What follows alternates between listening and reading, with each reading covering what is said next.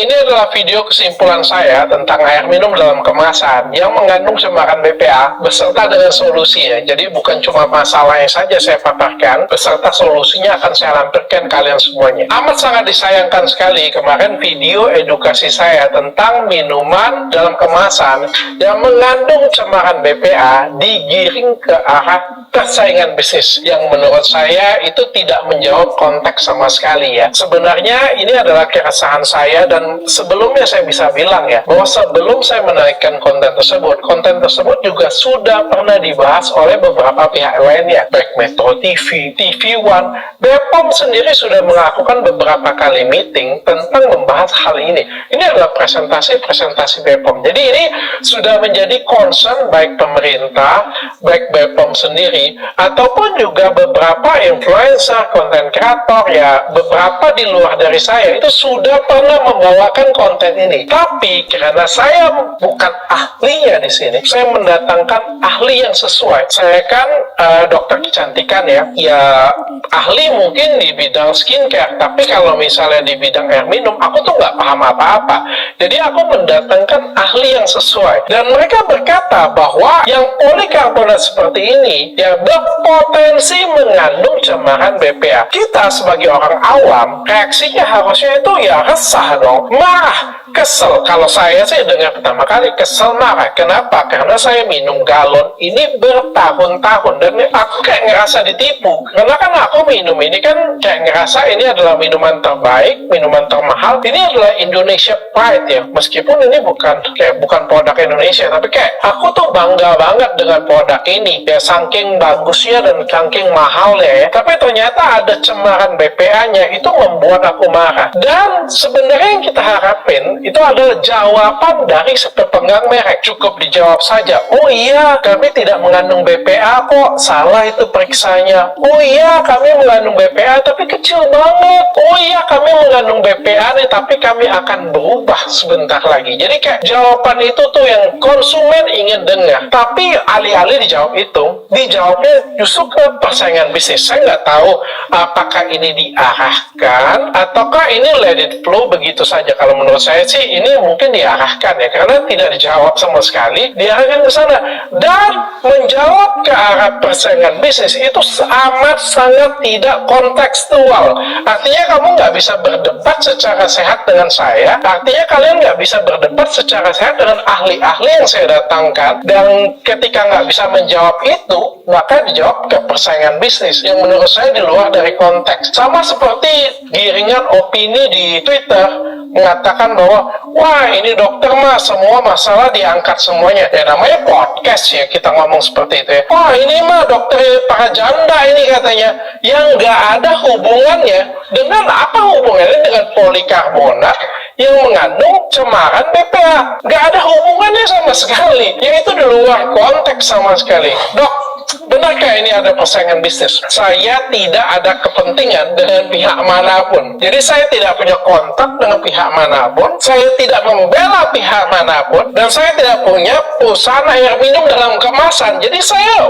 whatever. Masa bodoh. Siapa saja yang mau jadi market leader, siapa saja yang laris, itu bukan urusan saya. Saya cuma peduli kesehatan saya. Saya cuma peduli saya minum suatu minuman yang baik untuk kesehatan saya. Ya, jadi kalau ada yang bilang, udahlah dok, Indonesia mah masih makan cilok, makan bakso, panas-panas dibungkus pakai plastik dan lain sebagainya, itu menurut saya ya opini yang stupid ya menurut saya ya, karena kita itu berusaha mereduce semua hal-hal yang berbahaya bagi diri kita ya. Memang ada banyak hal yang berbahaya di sekitar kita, tapi semakin kita tahu ya semakin kita kurangin dong, bukan semakin kita deketin ya semakin kita konyol maju ke depan kayak gitu punya. Sesuatu hal yang paling sederhana adalah ketika kita mencari botol minuman bayi, termos, tempat makan bayi, semuanya tuh food grade. Kayak kita tuh nggak mau BPA free loh, bukan BPA di bawah 0,0 berapa, bukan. BPA free, kita tuh rela mahal-mahal cari botol minuman bayi, cari botol sesuatu yang BPA free. Tapi makanannya atau minumannya ada cemaran BPA di dalamnya. Kan bodoh. Konyol menurut saya di sana. Ya kalau misalnya kalian mau makan cilok pinggir jalan ya itu urusan kalian. Silakan saja. Dok, kalau aku masih makan sorry ya, mie dalam kemasan, ya itu kan haknya kalian. Silakan saja. Dok, aku sudah konsumsi ini dok 40 tahun dok, tapi aku masih sehat-sehat saja dok. Ya kita nggak ada yang tahu dengan nyawa kita. Kita nggak akan ada yang tahu bahwa ini akan berefek 5 tahun, 10 tahun, atau 40 tahun ke depan. Kita nggak ada yang tahu. Tapi yang jelas jurnal penelitiannya mengatakan kalau misalnya minum atau makan yang ada BPA-nya itu bisa pengaruh ke kesehatan kita, dan itu semuanya ada jurnalnya, dan semuanya lengkap semuanya. Bahkan beberapa aturan di luar negeri baik FDA ataupun peraturan-peraturan di Eropa itu sudah melarang adanya BPA pada kemasan dalam minuman, apalagi dalam makanan. Jadi ini udah, kita nggak usah debat deh ke arah sana deh. Dan kita juga nggak ada yang tahu, mungkin beberapa dari kita sudah mendapatkan efeknya, tapi kayak kita tuh nggak sadar bahwa ini adalah efek dari cemaran BPA yang kita konsumsi. Kan kita nggak sadar. Dan kalau kita tahu, kenapa nggak kita hindarin? Kenapa harus kita deketin? Dan kenapa kita harus konsumsi terus-menerus? Dok, kalau makanan-makanan lain masih dikonsumsi, udahlah dok, ini dikonsumsi. Beda. Kalau kita konsumsi kayak minuman dalam kemasan lain yang berbahaya, alkohol lah saya bilang ya, atau kita ngomongin makanan-makanan yang berbahaya, junk food di luar sana, itu kita makannya sekali-sekali. It's okay lah, memang itu racun tapi sekali-sekali. Tapi minum minuman dari tempat yang berpolikarbonat dan mengandung cemaran BPA di dalamnya, itu kita minum setiap hari. Mana ada anjuran dokter pula minum 2 liter, minimal 2 liter sehari loh. Jadi kan kayak ngerti nggak sih? Jadi minumannya sudah ada racunnya, ada BPA-nya, kita minum banyak lagi. Ya kan, jadi kan konyol banget bagi kesehatan kita semuanya. Dan saya juga mencoba membawa berita ini juga bukan dari saya, tapi dari beberapa ahli yang saya datangkan, dan juga dokter anak yang berbicara ya. Tapi saya sedih banget ketika yang dibawa beritanya seolah-olah dokter Richard yang persaingan bisnis ya, yang berbicarakan mereka, dan itu adalah fakta ya. Dan kita mau edukasi ke masyarakat. Oke lah, daripada kita ngomong ke sana, lebih bagus kita langsung ke solusinya saja dok. Jadi jangan cuma masalah, solusinya saja. Bagi kalian semuanya yang masih percaya ini persaingan bisnis, ya tetap mau konsumsi, silakan saja. Dan juga data-data yang saya bawain dan data-data yang dibawain oleh ahli, itu juga data-data yang dipakai oleh BPOM. Jadi saya lampirin lagi ya, ini adalah presentasi dari BPOM ya. Saya berharap juga BPOM segera melakukan konferensi pers, mungkin melakukan klarifikasi dan juga edukasi ke masyarakat, karena ini menurut saya menyangkut hajat hidup orang banyak ya. Oke, kita akan next saja ke solusi. Yang pertama, hindarin polikarbonat. Jadi di sini juga saya jadi belajar ya. Yang selama ini saya minum aja, nggak pernah tuh saya cek di bawahnya, nomor berapa nih, nggak pernah. Sama seperti mungkin kalian sebelum saya edukasi skincare abal-abal ya, mungkin kalian pakai skincare, kata tetangga ini aman, katanya ini aman, katanya ini glowing, kalian pakai aja kayak gitu ya, tanpa melihat ini benar nggak sih BPOM-nya, tanpa lihat cek BPOM-nya. Ternyata hal tersebut juga terjadi pada air minum dalam kemasan. Kita pun juga nggak pernah ngecek, saking ya tenang-tenang dan nyaman-nyamannya saja. Kita pun juga nggak pernah tahu bahwa, wah ini ada BPA-nya nih, yang ini yang aman, yang ini yang food grade.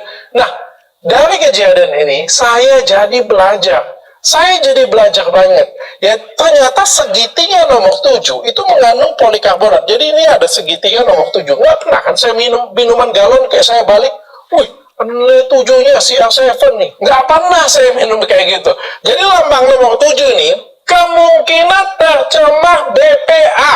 Jadi bukan levelnya food grade ya. Terus pakainya kayak gimana dok? Pakainya PET. Tapi dok, PET itu juga katanya dari bahan kimia dan berbahaya juga. Menurut jurnal dan penelitian dan menurut ahli-ahli yang saya datangkan, PET sampai detik ini amat sangat aman dan itu food grade dan dilambangkan dengan angka 1. Ini tanpa memegang merek manapun ya. Saya bawa ini hanya untuk menjadikan contoh saja. Jadi saya tidak pro ke merek manapun dan saya tidak dibayar oleh merek manapun ya. I don't care about merek tersebut ya. Saya cuma peduli Saya minumnya ini, saya pengen berubah, dan saya pengen kasih tahu ke masyarakat. Jadi di sini lambangnya nomor 1, ya segitiganya 1, dan ada garpu dan ada sendoknya. Ini menyatakan bahwa ini adalah food grade, ya. Sedangkan ini juga sama, ya.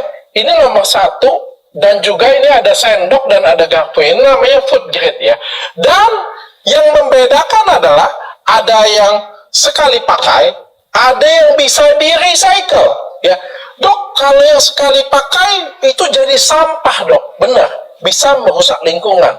Tapi ini yang paling aman sebenarnya. Dok, kalau yang di-recycle itu bisa potensi bahaya atau tidak? Menurut penelitian, PET yang di-recycle dengan baik itu amat sangat aman sekali. Ya, sekali lagi saya bilang ya, recycle yang aman akan menyebabkan PET-nya sangat-sangat aman.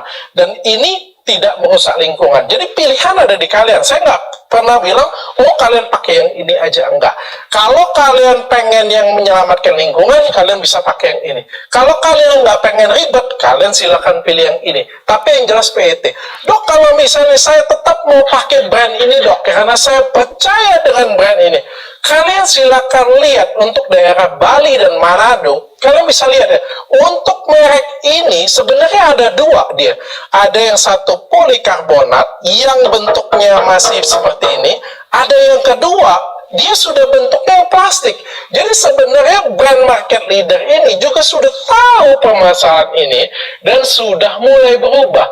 Tapi mereka butuh waktu mungkin tahunan karena mereka sudah menguasai pasar sudah terlalu lama dan Indonesia juga sudah besar banget, sudah terkejut dan mau merubah juga. Ini spekulasi saya ya, mau berubah juga butuh waktu yang lama sehingga mereka berubah di Bali dan di Manado. That's why makanya kalau kalian lihat di gambar ini di Bali dan Manado, untuk merek tersebut itu punya dua opsi.